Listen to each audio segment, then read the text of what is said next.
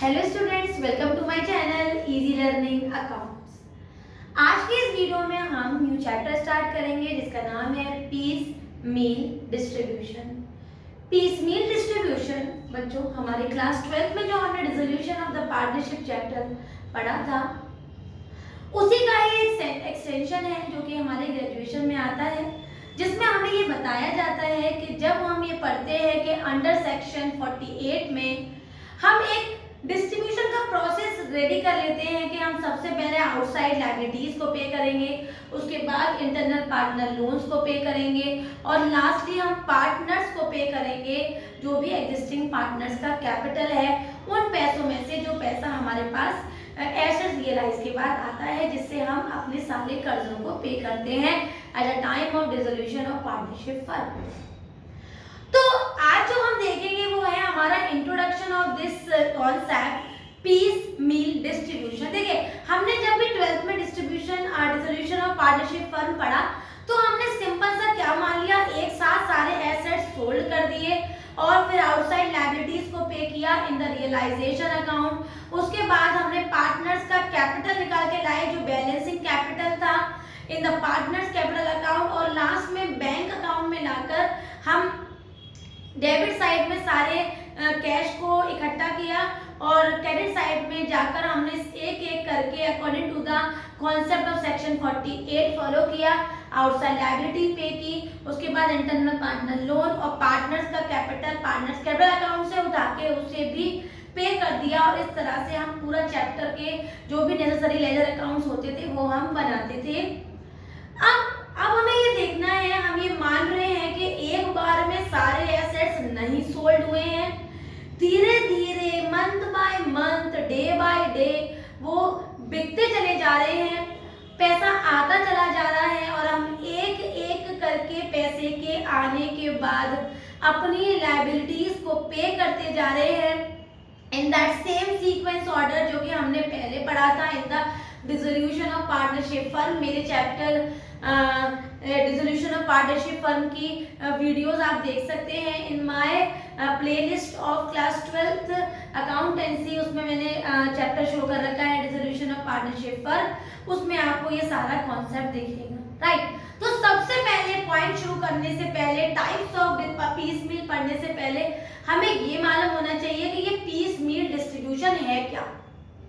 General words में बताऊं तो बच्चों पीस मील मतलब धीरे धीरे एसेट्स बिकती जाए, रियलाइज होती जाए और जैसे जैसे कैश आता जाए वैसे वैसे हम लायबिलिटीज का पेमेंट करते चले जाएं। This is known as piece meal distribution. तो डेफिनेशन देख लेते हैं। Mostly the amount of assets are realised gradually. ज्यादातर हम देखते हैं बच्चों एक बार में सारे एसेट्स नहीं बिक पाते हैं, धीरे धीरे करके वो एसेट्स हमारे बिकते हैं। Because of many occasion all the assets can not be sold at the same time.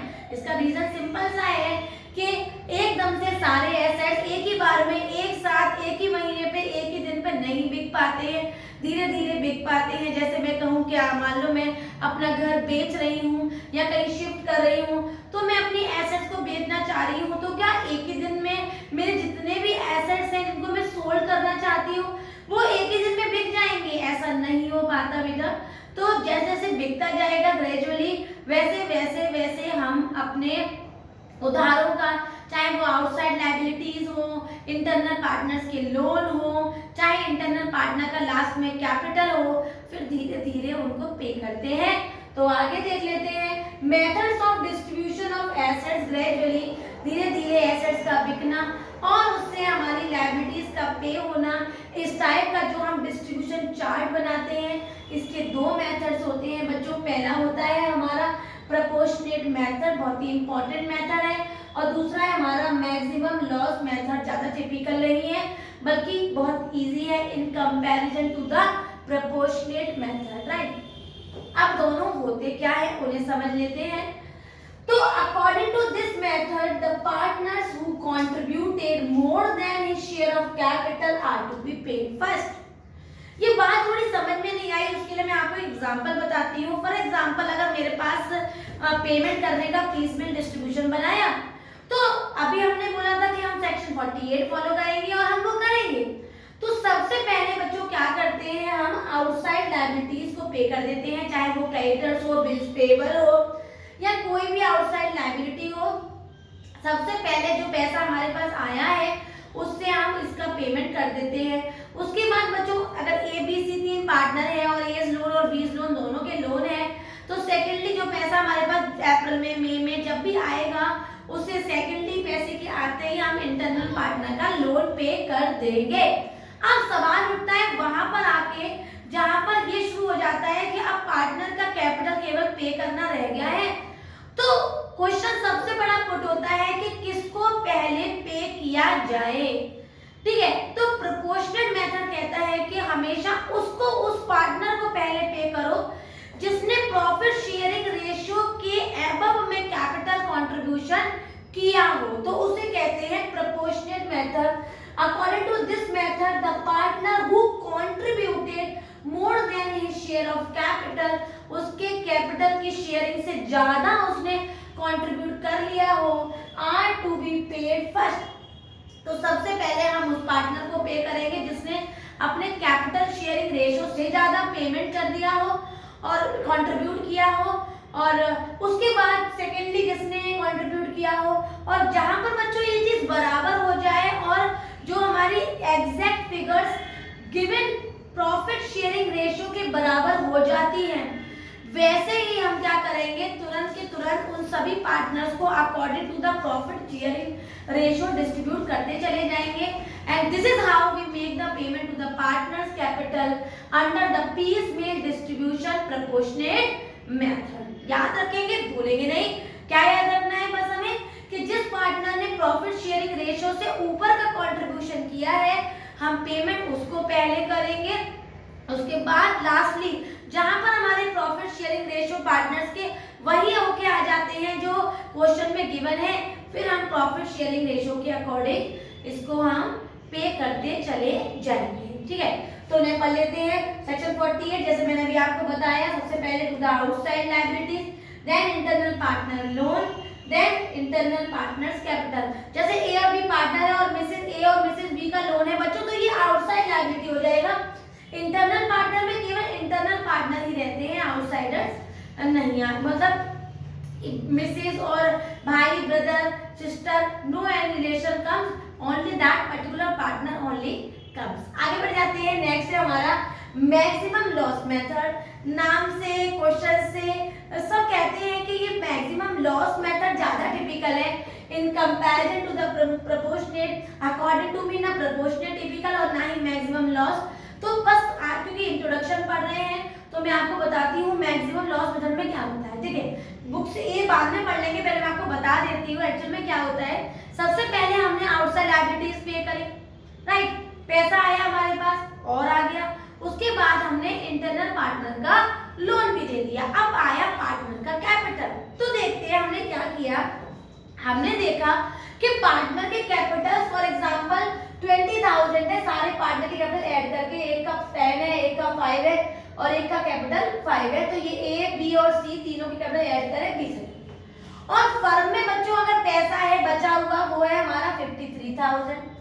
तो हमारे पास जो पार्टनर को पे करने के बाद जो बैलेंस बचता है, जैसे ये बैलेंस आया हमारे पास 33,000, तो 33 आते ही जैसे ये पैसा आएगा बच्चों, हम सबसे पहले गिवन प्रॉफिट शेयरिंग रेशियो के अकॉर्डिंग इसको डिस्ट्रीब्यूट कर देंगे अमंग ऑल द पार्टनर। इसमें क्या हो जाएगा, कोई ना कोई पार्टनर हमारा इंसॉल्वेंट हो जाएगा। कैसे हो जाएगा, उसका कैपिटल कंट्रीब्यूशन तो ज्यादा कम होगा और जब हमने प्रॉफिट बांटा हुआ होगा उनको, वो पैसा उनके पास एक्सेस में हो जाएगा, लॉस एक्सेस में चला जाएगा बच्चों। तो दैट लॉसेस, समझ रहे हैं, तो that losses are again beared by the solvent partner on behalf of insolvent partner। भूलेंगे नहीं, एक बार समझ लेते हैं डेफिनेशन को। मैं इधर से आपको बताती हूँ अगेन।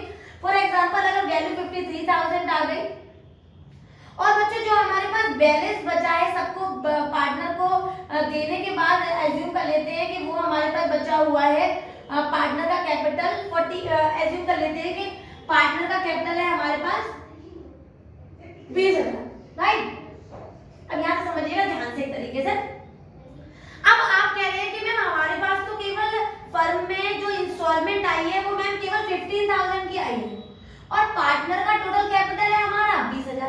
ध्यान से देखिएगा। तो बच्चों जब इसमें आप लेस करेंगे पार्टनर्स कैपिटल कंट्रीब्यूट, जो हमारे पास कैश लेफ्ट है, कैश लेफ्ट बोल लो बेटा, या instalment came after realisation of that particular assets, तो वो बचा 15। तो बेटा हमारे पास फर्म का कितना हो गया टोटल लॉस 5000। तो this is the maximum loss. ये कैसे आया, जो पैसा हमारे पास बचा था उसमें हमने पार्टनर के कैपिटल को माइनस कर दिया और जो हमारे पास वैल्यू आई वो बची हमारे पास मैक्सिमम लॉस। अब हम क्या करते हैं बच्चों, इसको पार्टनर्स के जो गिवन रेशियो है उसमें बांट देते हैं, जिसमें एक्सेस में पहुंच जाता है लॉस, वही पार्टनर कौन बन गया, इंस्टॉलमेंट। क्यों, क्योंकि the persons liability is more than the assets. अब इंस्टॉलमेंट पार्टनर की जो लॉस है उसको हमारे एग्जिस्टिंग सॉल्वेंट पार्टनर बियर करते हैं। इस तरह से बच्चों बियर करते चले जाते हैं और जहां पर ये पॉइंट फिनिश हो जाता है वहां पर हमारा जो वैल्यू आती है that is the how we calculate the piecemeal distribution under the maximum loss method. इसमें सिंपल सा एक छोटा सा कॉन्सेप्ट होगा, इसी से पूरा क्वेश्चन बेस्ड होगा। अब रीड कर लेते हैं। In this method is applied when the partner is likely to be insolvent. मैंने अभी आपको बताया इंसॉल्वेंट कैसे हो जाएगा। आप देखो इस 5 को अगर आप इन पार्टनर्स में बांट देते हो बेटा 2:1:1 से, तो यहाँ पर जरूर किसी ना किसी पार्टनर का वैल्यू ज्यादा हो जाएगी in comparison to the value. तो बच्चों ज्यादा हो जाएगी तो नॉर्मल सी बात है ना कि वो हमारा इंसॉल्वेंट हो जाएगा, क्योंकि लायबिलिटी जहां पर ज्यादा होगी वो partner insolvent. Under this method the amount are realized from asset in installment and each installment is considered as the final realization. और हर इंस्टॉलमेंट बच्चों हमारा फाइनल रियलाइजेशन होता है। And maximum loss is distributed in the profit sharing ratio. जैसे मैंने आपको बताया कि जो भी हमारा मैक्सिमम लॉस आएगा उसको हम किस में बांट देंगे, इन द प्रॉफिट शेयरिंग रेशियो। और जो पार्टनर का लायबिलिटी ज्यादा हो जाएंगी, लॉस ज्यादा उसके पास पहुंच जाएगा, वो इंसॉल्वेंट हो जाएगा बच्चों, और फिर उसके बिहाफ पे सॉल्वेंट पार्टनर पेमेंट करेंगे।